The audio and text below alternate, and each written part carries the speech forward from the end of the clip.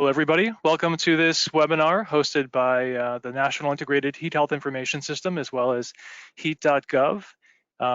Today on this webinar, we'll be focusing on 4 projects that were funded in FY21 that are focused on community climate studies for observing, modeling, and mitigating urban heat islands and urban heat for equitable resilience. I'm excited to host this webinar today. I'm Hunter Jones, the Program Manager for NIHHIS, the National Integrated Heat Health Information System. And this is the first webinar in a series on research results coming from NOAA's Climate Program Office. And so it's the Extreme Heat Risk Initiative webinar series. So we're kicking it off today. I will touch on the webinar that will follow this one at the end of this session, and then we'll be adding them over time throughout the fall and winter so that you can learn more about heat-related research results coming from CPO, from NOAA. So let me get back down here and introduce today's webinar. Thank you all for joining us. We have these 4 presentations are focused on projects that are taking place in different cities. And so you can see the cities listed here or communities across an entire state in one case. So in Baltimore, we'll hear from a speaker on seeing heat risk through an equity lens. So the temperature data to use for urban environmental justice. We'll hear from a project that focused on a number of communities around Vermont that are smaller communities. So it's not always the mega cities that we typically investigate with urban heat, which is good. Also one focused on heat in Houston, and then also one focused on Austin, Texas. So we'll get into those very soon. I want to just show you by the way, this is all, instead of using slides, I figured I would use the listing on heat.gov. So I encourage you all to check out heat.gov when you have a chance if you haven't done so already.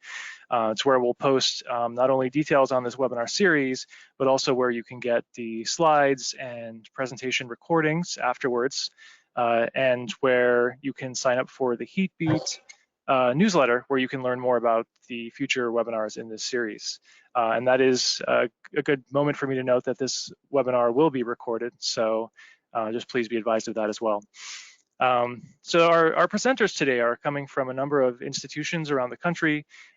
We have Dr. Ben Zajac from Johns Hopkins University. We have Dr. Elizabeth Doran from the University of Vermont. We have Dr. John Mejia from the University of Nevada. And we have Dr. Deb Niogi from Texas, from the University of Texas at Austin. So without further ado, because I want to make sure we have as much time as possible for presentations as well as discussion at the end, and where we'll look for your questions to come in, but please do submit them throughout the presentations. You should have access to a Q&A feature in the GoToWebinar box. So at any time you have a question that comes up, please go ahead and enter that. It'll give us a chance to sort through them and make sure we can get to as many of them as possible during the discussion. We will probably try to get through all the presentations first and then take time for discussion at the end. The presentation should be a little bit briefer than a usual presentation on a webinar so that we can have a lot of time for questions at the end. And I want to start by turning it over to Dr. Elizabeth Doran at the University of Vermont to hear from you on your project. Hello, and thank you, Hunter. I think we're gonna, thank you, turn over the sharing capabilities.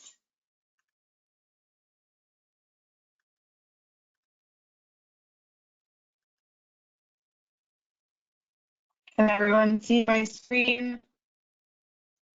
Green, yes, but it's just a nice picture of potentially Acadia National Park. I'm not entirely sure. Something like top of Vermont, actually. Oh, top of Vermont. Yep, that's the peak of Mount Mansfield. I did see your slides there for a moment, though, but they've gone away. There they are. Go ahead whenever you're ready. All right, thank you so much. Well, thank you for this opportunity to share kind of the midstream of our project. Again, my name is Elizabeth Doran. I'm representing a team that I'll introduce in a sec, but I'm with the Civil and Environmental Engineering Department at the University of Vermont. And we're focused in this project on small cities and rural communities and the drivers of heat microenvironments and exposure risk So really trying to encompass the entire urban to rural continuum.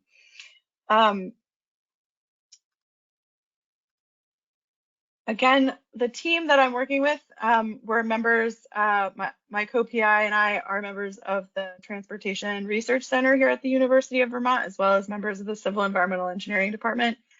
We have 2 graduate students, a number of undergrads who are working on this project, and we have collaborators across the state, including folks in town government, as well as regional planning commissions and members of the state, who are really the drivers here in Vermont of thinking about heat health risk, which is actually maybe a little bit different than some of the larger cities that you'll hear from in the next couple of presentations, and presents its own kind of unique challenges for really focusing on heat, because they have so many different things. For instance, pandemics really like refocus attention really quickly. So we saw a dramatic drop off in attention to heat during the pandemic that's really starting to build back up, in part from our work, as well as interest from other folks. But really getting to the research gap that exists. So 3 in 10 Americans live in communities with less than 50,000 people. The largest city in Vermont is actually around 40,000, 60,000 if you include kind of the metro area. So really the entire state is pretty small. And most of the heat research focuses on large urbanized areas, where we can see really dramatic temperature variation even across single communities. And this is based kind of on work that NOAA has supported and others. But we took this idea and really wanted to dig into the hypothesis that the observed microenvironment variability, really small scale, 100 meters to just a kilometer, that we observe in large cities might actually exist in small cities and rural communities, where there are different and maybe unique vulnerabilities and barriers, like the ones that I've just talked about, lack of capacity in individual communities to address adaptation and mitigation. So Sorry to to address interrupt. yeah. We're seeing your first slide still. Oh gosh. It's like not, oh, hold on. Is paused. Play. Is that better? There we go. Thank you. Okay. So sorry. There's the slide you just missed.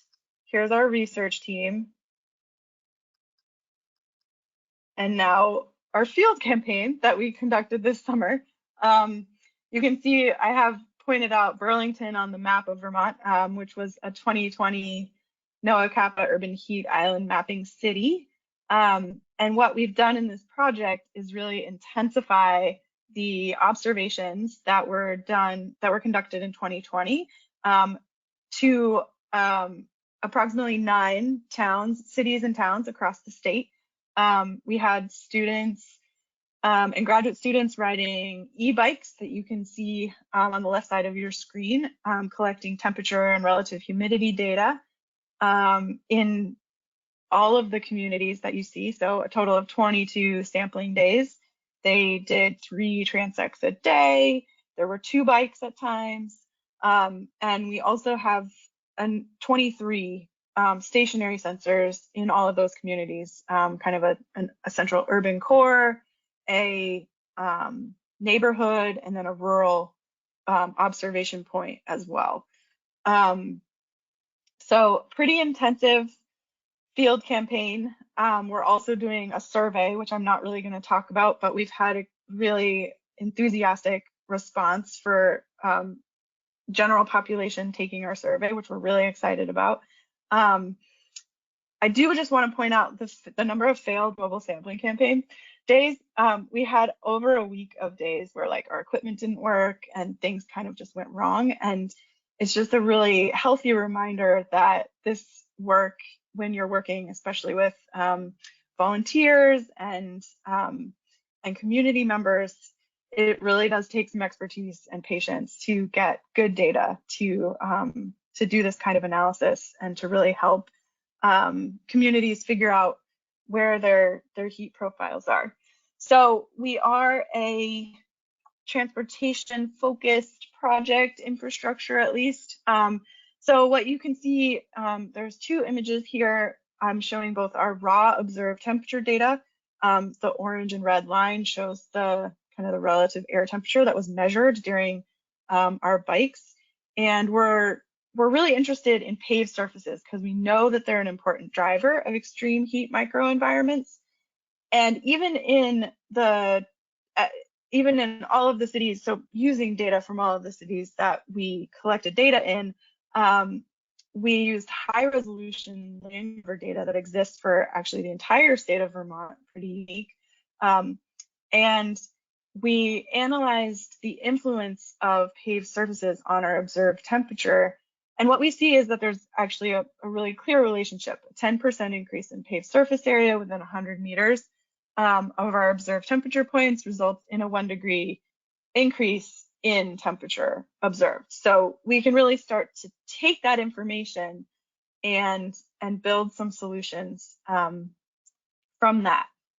What we did next was look at where paved surfaces exist in the state. So the figure that's really right in the middle of your screen on the left side of this 2-figure panel shows all of the paved surfaces in the entire state. And you can see there's like a real intensification in each of the cities and communities across the state.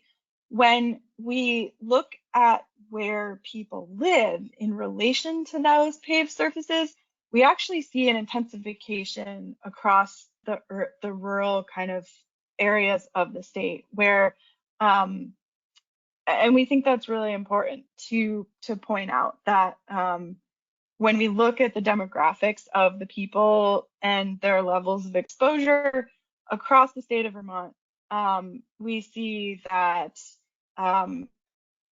minority communities, communities with less resources, age, all distribute relative to exposure levels within the community. And so these are just kind of some of our really high level initial findings. We have a lot more results that we're in the process of publishing and that we'll share in future webinars, but we're really trying to get at the full continuum of urban heat exposure and how to address it across the full continuum. So with that in mind, we see a number of different research opportunities and directions for our future work, some of which are relevant for NOAA and some of which are relevant for other funding agencies. But we think that like heat health studies in rapidly changing environments, where we're doing this work in the Northeast, for instance, where folks maybe have snow on the ground in March, and then the last couple of years, 95 degrees in May. Not a lot of time for humans to adapt to that kind of temperature change. So we really need to start understanding both the unique local context and then helping the public become more aware and educated about the risks. We also think that empirical observation studies like the one that we conducted as part of this study will continue to be relevant and important to monitor change, evaluate interventions, and really support systemic infrastructure and built environment adaptations. Coupled with that, we see opportunities for high resolution modeling and forecasting. The land cover data that we used in this work was at a 0.5 meter resolution, and some of our models really aren't even close to that yet. But we also think that policy analysis to support prioritizing investments will continue to be important over time. So without taking too much time from everyone else, that's my very short project overview and introduction, and I'll pass it back for the next presenter. Thank you very much. And yes, I gave everyone a very short window just to get a quick summary. These projects, I should have mentioned at the beginning, are still in progress. And so we will do another webinar like this in the future where we can focus on the more final results of some of these projects. So right now, we just wanted to kind of a sample of what's happening in the middle because there's a lot of really great stuff happening. why don't we go next to Dr. John Mejia with the University of Nevada and the Desert Research Institute to cover the work that you're doing focused on Houston.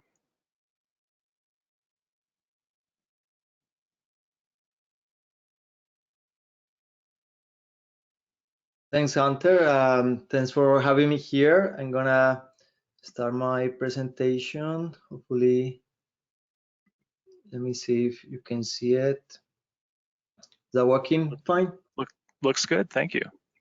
Okay, thanks. Well, I'm thrilled to be here and share some of my early work and that of my team.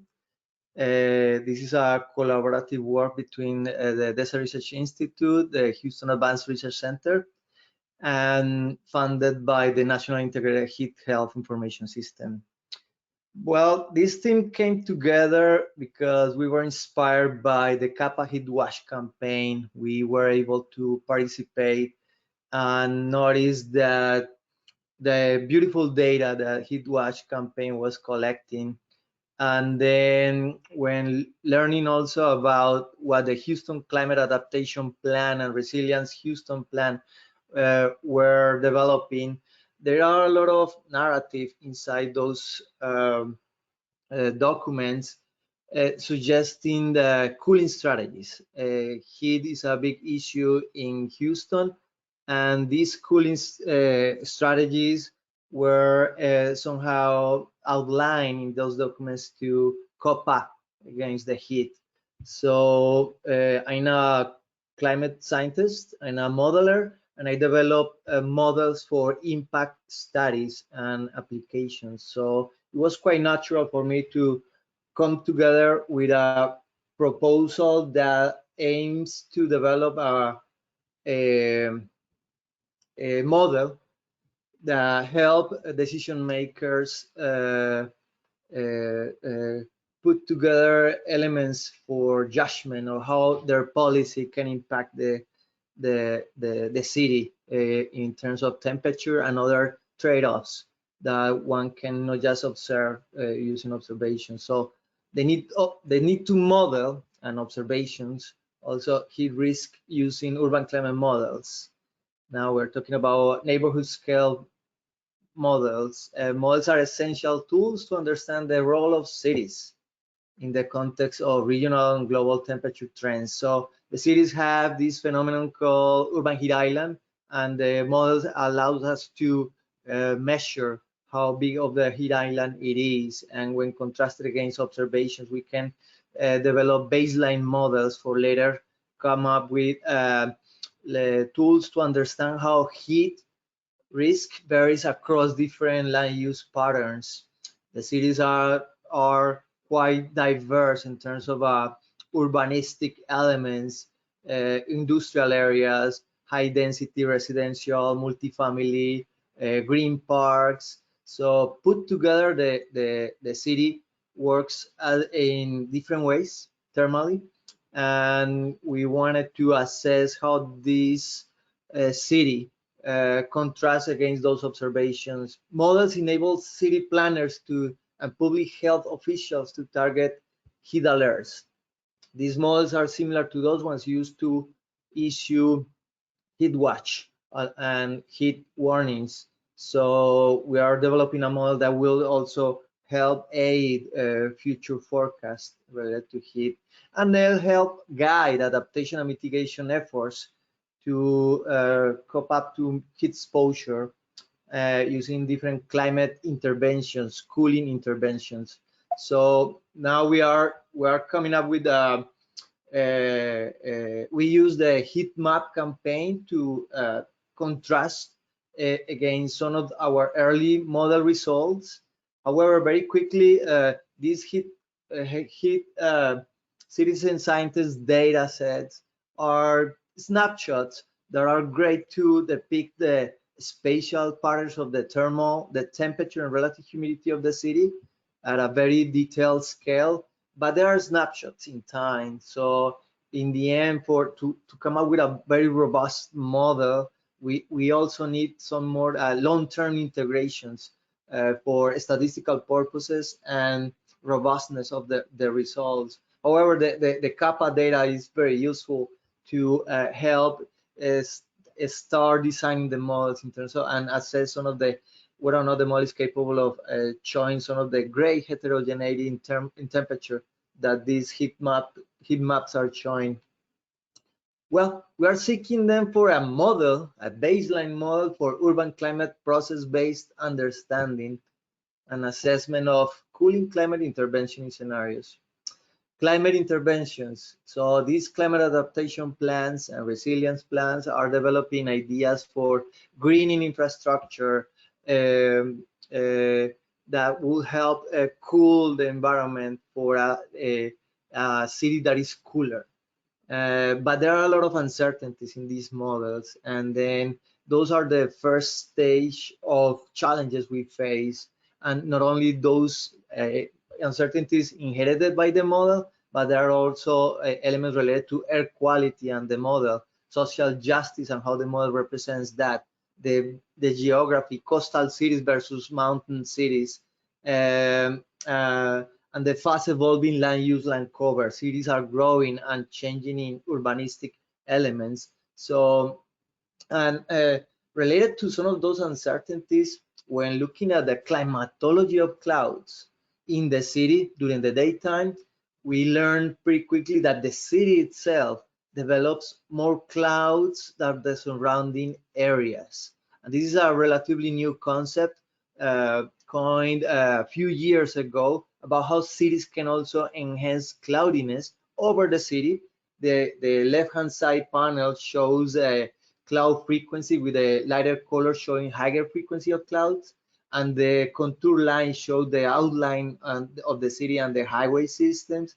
So it's striking to see how the city during the daytime creates this cloudy air environment that also help cool down the city. However, clouds are very challenging elements or processes to simulate in the model. So in the realism of developing a model, we also want to create a model that is also capable of creating these structures, these beautiful patterns of clouds, low clouds, and then those, and we are capable of doing so. We obviously here we are not comparing against 15 years worth of climatological products. These are just simulations for 15 days worth of simulated output for the model over Houston, but we do see some signature that relates to that pattern, observed pattern. Cities evolve, and we want to parameterize, and we have to prescribe the city underlying the model, and the model has different structures, and there are different ways to categorize the residential areas, high density residential areas, the commercial areas, and depending on the land cover, land use data we use, we are gonna start using different model structures. Here we are using the World Urban Database and Access Portal tool known as WUDAP data. However, we pretty quickly using the model realized that different versions of the WUDAP have different type of cities underlying that model. So, for example, a recent version of the WUDAP has a smaller city for Houston with different type of sprawling elements and expanded open low-rise elements or large low-rise elements. With, for example, the older version of the WUDAP didn't have green infrastructure like parks or big dams or forestry areas in the city. So, wow, we needed to face those level of uncertainties, fair order uncertainties. Obviously, we want to create a closer to reality modeling component. So we simulated these two cases, and it turned out that they create big differences in how the surface temperature of the city. So we noticed that by using the latest version of WUDAP, which is good, creates a better reality when comparing against all surface stations data available in the city. So the biases, for example, are removed, somehow improved when looking into the better versions of those land cover land use data sets. And we wanted to make a better baseline model because we are putting next the model to the test. What will happen with the model if we put the model into a future urban growth scenario? Here we are collaborating with the city of Houston, the mayor's office for sustainability and resilience, and they together with the Houston Galveston Area Council and the Regional Transportation Plan, they develop a model projecting the urban growth for 2045, and they came up with this map highlighting the areas that are going to become projected to become more residential, more multiple usage, more commercial. And our challenge, and we're doing this as we speak, that is converting this into the model for a scenario to run a scenario that will project how temperature in the urban environment is going to change upon that future growth. Other components that are quite critical for the model is what type of architecture and construction elements has the city. Well, it turned out that the city is developing a cool roof guidelines, a building code aiming to develop wider elements or elements that have more reflectance under the idea that the higher reflectance surfaces are going to reflect more solar radiations, yet causing a cooler environment. We call those also a white roofing and cool roofs.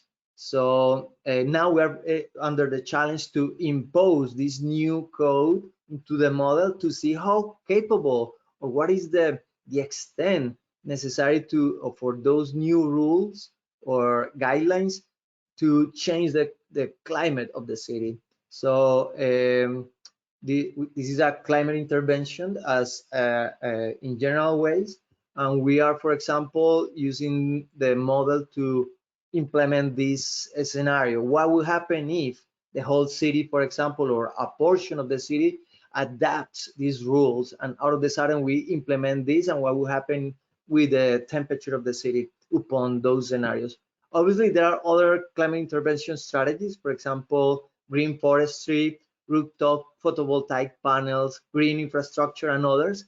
And we are now going to play with all these different intensities of these infrastructures, and also closely working with the city to see where are the projects, where are the location of the projects that are planning to implement those strategies. And they are also aiming to do more environmental, social justice implementation of those cooling strategies. So together, we believe that this is a neat way to cooperate with the decision makers, and for us as modelers to create information that is tangible for them to see the impact of their policy.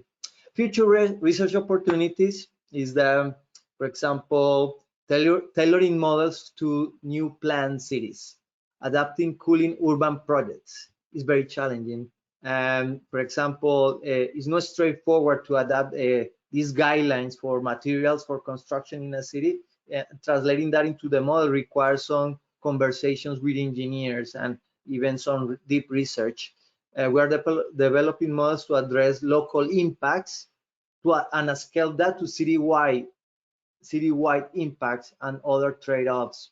For example, white roofs can have an impact in air quality, so we can use these models to assess that. Or green infrastructure can enhance the moisture of the city, cool the city yet, but it exacerbates the heat index, which is a function of both temperature and relative humidity. But the big challenge is estimate how much and where cooling interventions could realistically be increased and over what portion of the urban surfaces, so this policy has an impact. Obviously, the policy can have a local impact, but overall, the impact can be broad, relatively broad.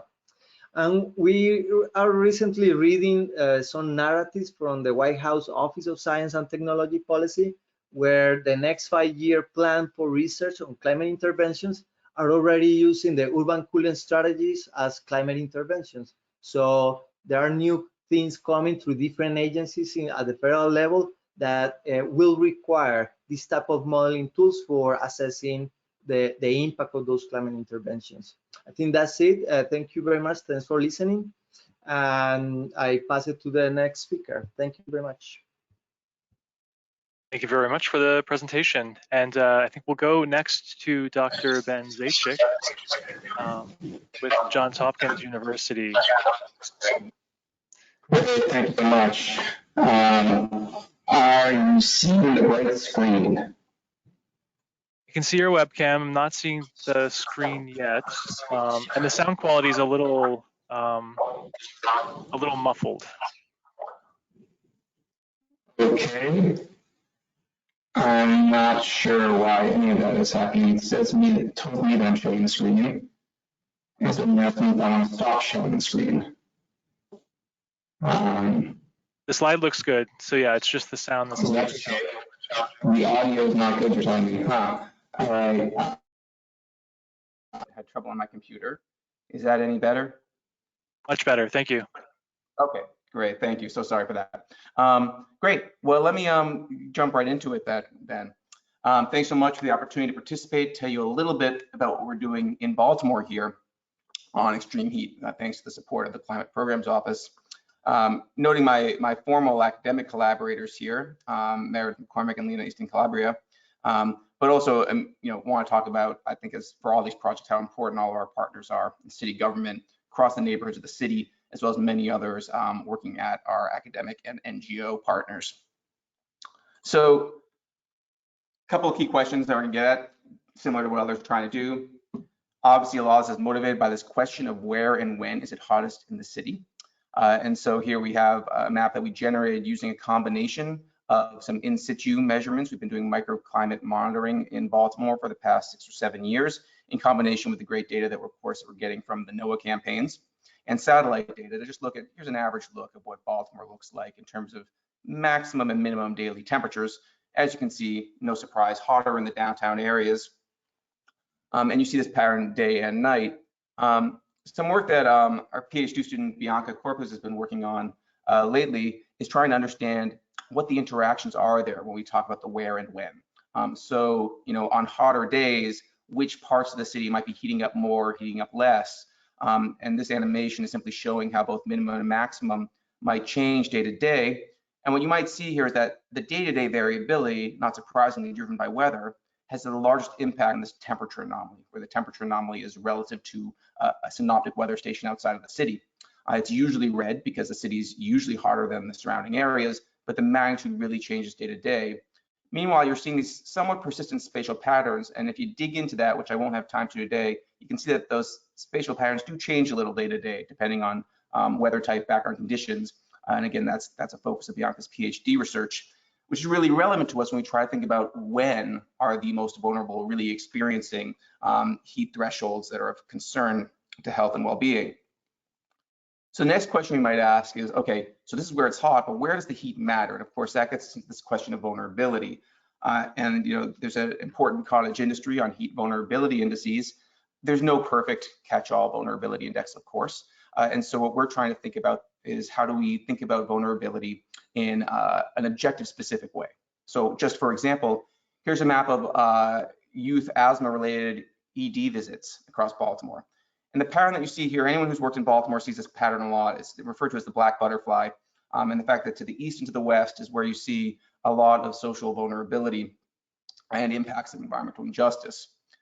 So that's kind of a baseline. And why do we care about asthma? Well, because asthma can be exacerbated by heat, right? So perhaps one objective in heat reduction is to reduce childhood asthma. And when we then overlay something like a social vulnerability index from the CDC with temperature, so we're seeing now here is that anywhere it's red on this map is a place that is both affected by particularly high temperatures and affected by high social vulnerability. There are some similarities to something like the asthma map. Okay, so we're seeing that this combination of social vulnerabilities and temperature, it's not causal here, but there might be a relationship that as we quantify the impacts between heat and asthma could be leveraged to optimize our interventions. Okay, so where is it hot? When is it hot? I think with NOAA's help, we're doing that, trying to figure out with our partners in the health and community groups that we work with where it matters the most. And then we have to go to our, particularly the neighborhood groups as well as city organizations to figure out well, what exactly do we want to achieve if we're going to try to reduce the heat exposure? And so when we talk to communities, a few familiar sounding themes come up, but they have specifics when it comes to exposures and vulnerability. So when you're trying to reduce impacts on elderly residents, that's a little different from having a situation where children can play safely outside, right? There's also a difference between saying we want to reduce heat mortality across the city and saying we want to achieve environmental health equity, right? There's going to be a trade-off between how much you invest in an equity oriented objective versus a total, maximizing the efficiency of investments to reduce mortality, for example. And then energy cost becomes a big deal because of energy poverty and lack of access to air conditioning infrastructure. So that's what we hear from the communities. That pairs in kind of a complementary way to what we hear from the city, right? So in city government, first and foremost, they want to support the neighborhood goals. So everything that I just said. But they also have greenhouse gas reduction goals. They also have installation and maintenance concerns. Communities share those concerns, but it ends up on the city's budget, right? So they need to think about that.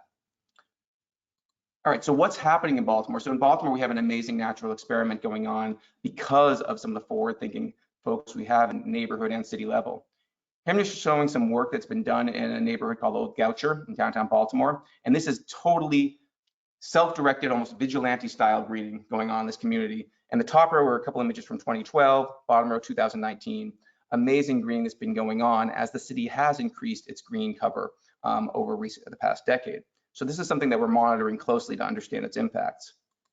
At the same time, we go to some other communities that are a little further out on the gradient of being served by services in the community, a little more socially challenged.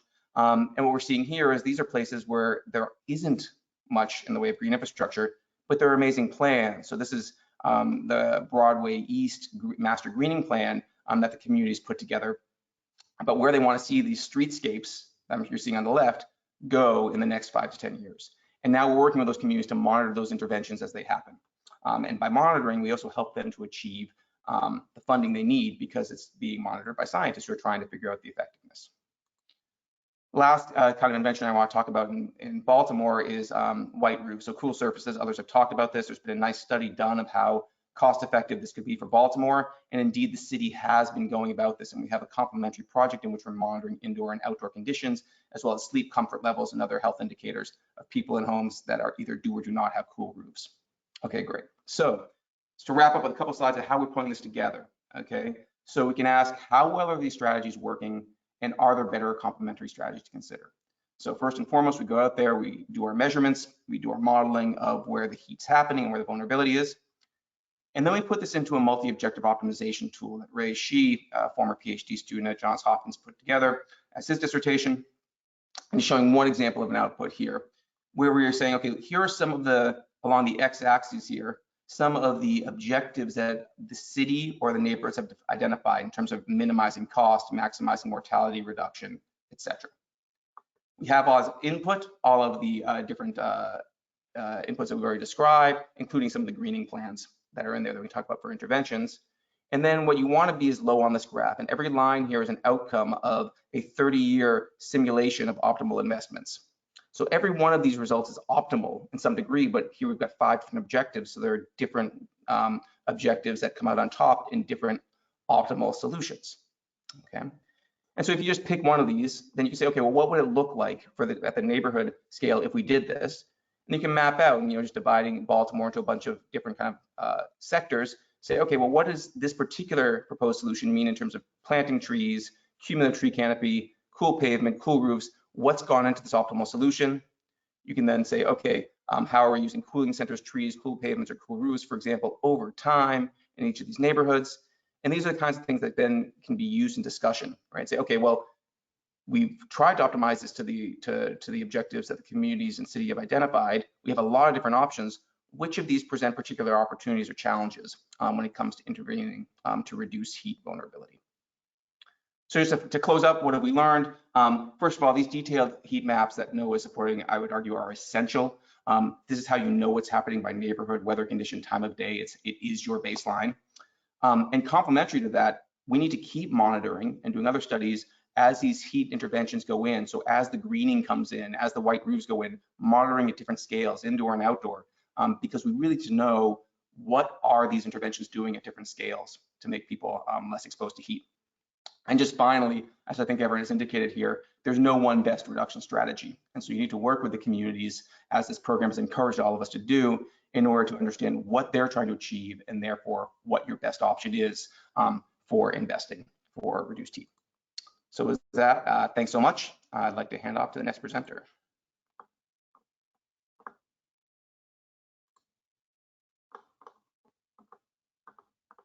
Thank you so much for the quick presentation. I know it's very hard to get through these in a short amount of time, but just wanted to give everybody a little flavor of what some of the great research is going on.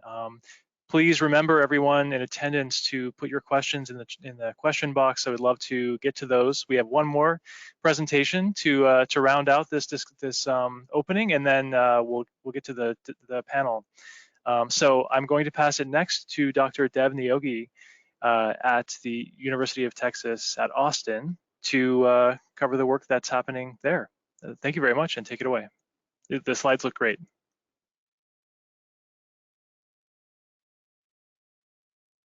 But you may be muted still. Thank you, Hunter, and thank you, Ben, for setting the stage. What I'm going to be talking about is the use of urban climate science, so to say, heat data for decision making and heat health interventions. Taking the case of Austin, Texas, as an example, I would like to acknowledge my collaborators and co-investigators, Mark Couder and the Office of Sustainability team at the City of Austin, Francis Acuna, and the Go Austin, Vamos Austin community partners, and my co-investigators from UT, Patrick Bexler, Kevin Lanza, Jim Jiao, Zoltan Nagy, and a host of students, undergraduate to postdoctoral, who have been working on different aspects of this particular work and whose efforts have really led to the thing. I'll go to the next slide.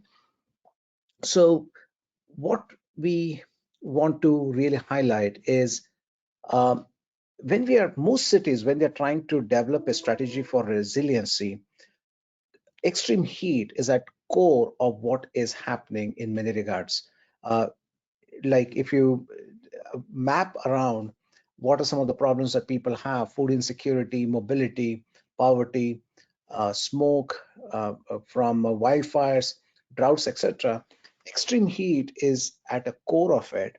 And just like drought, heat is very difficult to visualize. People can see floods, people can see rain, people can see a severe weather approaching. But drought and heat are separate in that extent that they creep onto you, and it's very difficult to develop a strategy. And that's where measurements, education, and a development of a continuous mitigation plan really becomes important for both of them, drought as well as heat. We'll go to the next one. The framework that we have is that heat, just like what Ben showed for Baltimore, heat affects neighborhoods quite differently. And similar to Baltimore, which has the black butterfly, Austin has a crescent which has been known for its racial disparities in the red line era. And those racial disparities still show up in terms of the heat island impacts and the vulnerabilities that exist in and around Austin. So some of the warmer colors are places where you have a racially disadvantaged, where you have economically disadvantaged and a large social inequity. And there's also a racial disparity, but those are also the places where we see high heat vulnerability going forward. And those are the places where we have an opportunity for conducting EJ work. Next slide, please. So what our objectives were fourfold: that we wanted to create a multi-scale heat maps that are both from measurements as well as models that can help data-driven decision making. The city wants to do something right about the issues that they see, but they need data, they need information. And that is where this heat mapping becomes important. So the idea is that this data at multi-scales can enable the city and communities to select different heat mitigation strategies that might work from them. And this is not something that we tell them, hey, this is what you need to do. This is something where we engage the community to say, these are the place and community-based solutions that might be best on the context of the scientific understanding as we have it. Next slide, please. So that's the objective of this project. How we are doing this is by 3 steps. One, we are doing heat mapping, which I mentioned is using different models and observations. Second, there is a very active community participation and engagement where we are compiling the heat maps that they share, their lived experiences, and how they commute and how they use the community, and where would they like to see efforts being addressed in the work. And then we are developing urban heat mitigation strategies by exchanging experiences and building solutions, not just between researchers within the team, but also researchers externally, and of course within the community to try and come up with solutions. Next slide, please. So this is the process that I want to briefly show. On the extreme left, you see the multi-scale satellite as well as modeling work that captures the various heat islands and the different scales of heat island, very similar to what you saw for the previous studies. This involves going out, putting measurement sensors, developing maps, comparing the maps, going out and talking to people by surveys, hosting webinars, talking to experts, going to different groups and communities and seeing what solutions exist, where would the communities need to go in the case of where they want to see solutions being provided. And of course, this particular project also led to 2 different teams working together. Like I could visit with Ben at Johns Hopkins and understand some of the work they are doing and build up on the solutions. And on the top screen, you see the international community through the International Association of Urban Climate as part of their seminar and webinar, sharing some of the heat mitigation strategies. So we could bring all this back to the local communities and say, these are the options that we are able to see across the globe for developing heat mitigation strategies. Next slide, please. So what we learned is 3 things. First, lived experience of the communities and people. This is way more important than expert opinion or a model output. You might have the best model, but what people experience is really important. Second, lived experience plus scientific data. If you put it together from measurements and models, this is the kind of output that a policymaker can find useful, that they can do something with it. Now, if you can take this useful information, which is experience plus data, and then if you can provide them with if-then scenarios, that output can be something that can be used by the community for developing solutions. So those will be the 3 takeaway messages in terms of what we have learned thus far. Next slide, please. So with that regard, here's an example about how we are doing this. We are going to the community, we are asking the members through a participatory research mode, where do they experience heat? Where do they go during heat wave? What would they like to see? You can go to the next slides as I come to the end of my talk. Continue the next slide.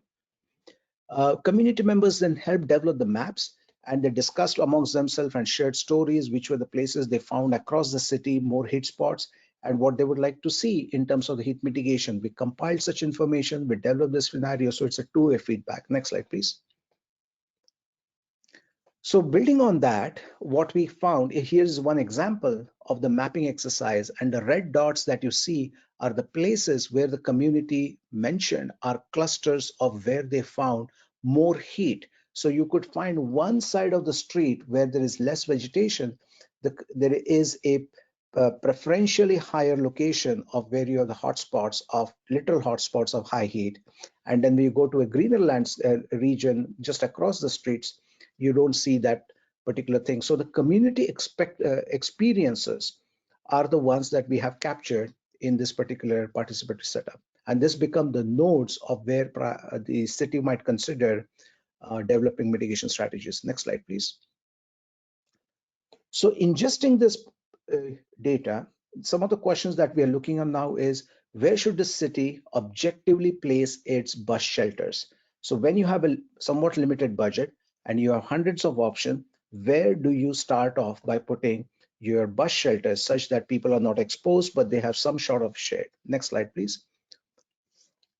In that, then we are taking this data, ingesting it with heat data, looking at the vulnerability, trying to see which might be the most vulnerable location, that can perhaps become one of the factors in setting up the prioritization of where the bus stops might be identified. Next slide, please.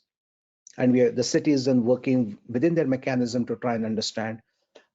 Similar to what we saw for Baltimore, very often during measurements, we can have one snapshot of what happens. So looking at things in a day, night, seasonal change really starts becoming important. And this is the data from that satellite imagery combined with multiple data sets and so forth. Next slide, please. So taking all this, the questions then we are asking working with the city is, what do they need? What are the options? Green cover, should we have more white streets for heat mitigation, which are two of the factors being considered. And we are doing discussions with the city's transportation team and doing some thermal mapping to see how the temperatures are different over different landscapes, shade, no shade kind of thing. Next slide, please. So the information that we are still looking for is there's a clear need for a multi-scale measurements and data to be put together, not just one set of data sets, but really look at it at a multiple scale. The question we still do not know is that whether the solutions that are proposed, greening, water bodies, white pavements, do they scale up similarly across different neighborhoods as for heat mitigation approach? We still do not have a very good model about the indoor and outdoor interaction. It might be hot outside, but some studies suggest it might be hotter inside. What do you do about that? We need those fast if-then scenarios about in and outside kind of scenarios, building what kind of mitigation solutions exist. I want to highlight to NOAA that there is a need for such continued proposal calls, because when we know such calls are coming, teams can build themselves up and prepare some scenarios by which they can come and propose some new strategies. So continued proposal call is still something that I would highly recommend. And there's a need for decision tools. And within those decision tools, we have those embedding of that if-then scenarios, that what would happen if we would do this versus that. Next slide, please, which I believe is my last one, or just one more to the last. So the challenges that we faced when we were working on this kind of project is that the data compilation is still an issue. Social media data is very promising, but it is still far from effective. Satellite data is popular, but satellite data provides us with the skin. Humans need air temperature data for much of our mitigation. There is a good degree of correlation, but it is not same. So we need to develop more data set. We need integration tools for models and data at multiple scales. I highlight this issue about multi-scale data. That is really important. And what I think is critical for a success of this kind of project is a three-way partnership between academia, community, and city. Unless we are together, we really can't be doing much of this going forward. There is extremely limited funding for this kind of work, and that needs to come up. And translation of the results is a long-term process. And most solutions that seem to be developed are nature-based, but we need to also start looking very seriously about engineering solutions that are promising, but we don't have enough tests. So I'll go to my last slide, which is the last one, where I just want to say thank you. And my team and all the collaborators and participants, and hopefully with this combined effect of studies that we have seen, we can try finding data, solutions, and communities that are livable and safer. Thank you. Thank you very much. And thank you to all the presenters. If you'd like to join us back on the screen, we only have a little bit of time for questions. This always happens, and I know there are some that have come in that are really great. I think I'm going to try to ask 2 questions of the panelists and see if we can get a quick response from everybody. And lesson learned that next time I should have made this 90 minutes for a really robust panel. The questions I'll ask are one's more about data and observations, and one's more about engagement. And so let's do the engagement one first, and I'll kind of combine a few things here. We know that DOE just announced their funding for this major $66 million funding for research using urban field integrated field laboratories in urban environments, and we know that those were announced in. And congratulations to Ben Zajac here, who's leading one of them, and Dev Nyogi, who's also co-I on one of them. So that's the Baltimore and the Chicago ones, respectively, and the other one is going to be in Texas. Given the launch of those and these kinds of activities generally, how can people learn from your experiences, and some of you answered this a little bit, to make sure you're getting community engagement up front? So some of you shared some of these ideas already, but how can, as these DOE IFLs get off the ground, as other research projects like this get off the ground, how can you make sure you're really having those robust connections with community members and leaders? Well, maybe I'll respond from the perspective of our IFL, which is that it's so great to be building on a project like this, right? And what the CPO has invested in, because that IFL, as well as other activities we're doing in Baltimore, build so effectively off of the kind of community engaged research that this program recognizes being important. I would say that for those who might be doing similar work and don't yet have those local relationships, it's a wonderful time to build those relationships, right? I mean, I think all of us working in climate space were around at a time where you were trying to convince people that they should care, right? They have bigger problems. You don't have to do that right now, right? I think that, both within government and within neighborhoods, people really are eager to work on this. Neighborhoods are ahead of us very often in what they want to do to improve their local climate. So I think that outreach will be well received. At least that's been my experience. If I can quickly add, I will just say that as scientists, we are fascinated by creating models, putting data, but the why is really important, and it comes from the community and decision makers. So if this projects or whatever we do become entirely stakeholder driven, and we are simply the support mechanism, then I think the success would be much better, rather than making them research oriented and then as a afterthought working with the stakeholders.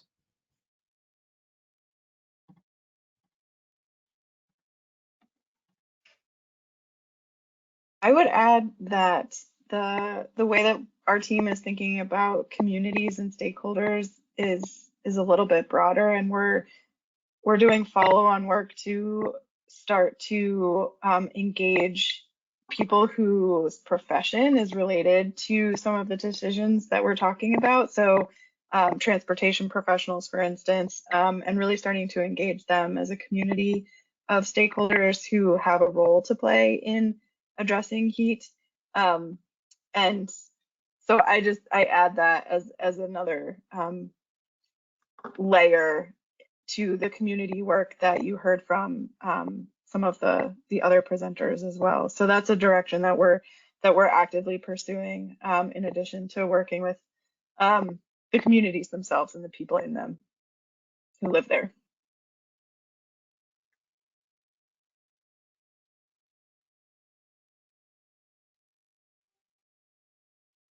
Thank you. Let me comment a little bit on that. Data is amazing, not only for helping us constrain the models and assess their confidence, but it's beautiful to see how they reveal more questions sometimes than what they answer. So they are just the tools for discovery, and but I don't know, we never use enough data.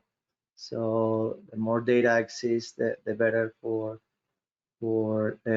designing better solutions. But it's impressive how new questions arise upon addressing some others. But yeah, definitely the ways observations. It's a great lead in for my last question. I swear this wasn't a plant, but you just mentioned the importance of collecting as much data as possible, diverse data. We just had a question about community engagement. Citizen science is a great opportunity to do that. What do we need to do to make it easier to include community-based, sometimes low-cost community science, citizen science engagement, data collection in the formulation of these research questions and in the provision of data? So it's a big question, but how can we make citizen science more connected to the kind of science that you're all doing?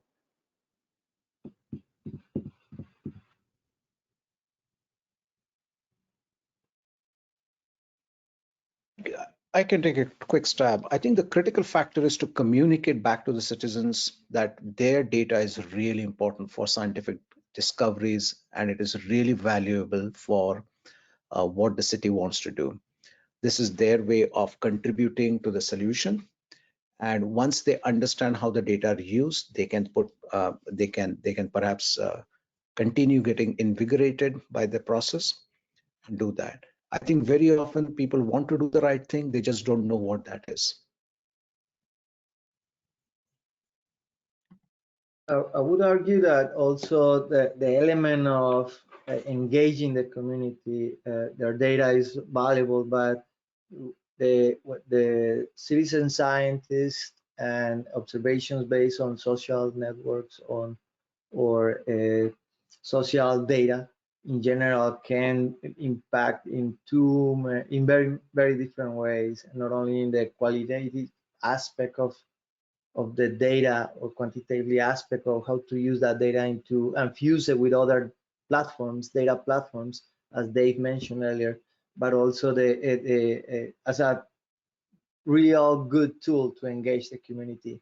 So I think I find that outstanding, how these new ways of obtaining data can really kind of reach out to the community in an easier way, but always trying to feed back that data into the community and letting them know that their data is being used.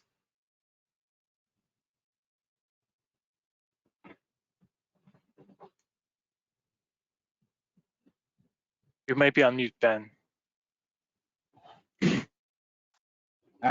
I'll be brief.